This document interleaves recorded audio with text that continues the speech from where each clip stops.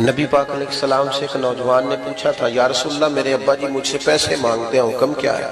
سادہ سا جواب تھا، دے دے یا نہ دے، دو ہی باتیں۔ والد صاحب پیسے مانگتے ہیں، کیا کروں؟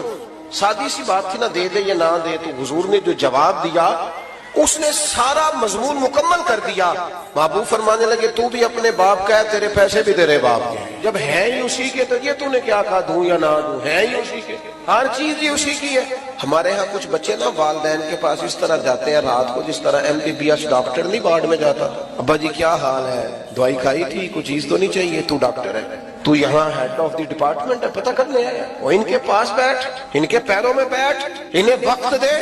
تجھے پتہ ہے نبی پاک علیہ السلام نے فرمایا جنت ماں کے قدموں کے نیچے۔ حضور نے فرمایا جس کا باپ راضی اس کا اللہ راضی، جس کا باپ ناراض اس کا رب ناراض۔ او خدا کے بندے تو ان کی رضا کو پا جا، یہ سمجھ یہ کیا چاہتے ہیں، تو اس طرح پوچھ رہا جیسے ڈاکٹر پوچھتے ہیں آپ ابا جی کے فرما بردار ہے، کہتے ہیں بالکل خرچہ دیتا ہوں۔ تو خرچہ تو کوئی بندہ غریب سمجھ کے بھی دے دیتا ہے، خرچہ دینا کمال ہے۔ تو بتا انہیں اپنی زندگی میں مقام کیا دیتا ہے، ان سے مشورہ کتنا لیتا ہے، تیری زندگی میں ان کا کردار کتنا، ان کا حکم تو کتنا مانتا ہے، ان کی مرضی کے مطابق تو کتنا چلتا ہے۔ اپنے آپ کو ڈھالے ماں باپ کی مرضی کے مطابق، ان کو دیکھے وہ کیا چاہتے ہیں، ان کو خوش کرے۔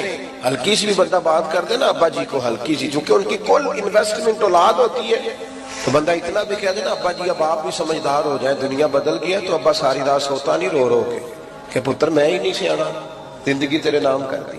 ہلکی سی بھی کبھی ماں باپ کے معاملے میں کسی قسم کی کمزوری نہ دکھاؤ۔ اور نوجوانوں، آپ جوان ہیں تو آپ کا حوصلہ بھی جوان ہونا چاہیے، اور جو ماں باپ کی جھڑکی نہیں سہ سکا پھر اس نے سہنی کس کی، ان کی سہو، یہ ڈانٹ دے تو برداشت کرو، ان کے بارے میں اپنی طبیعتوں کو نرم کرو۔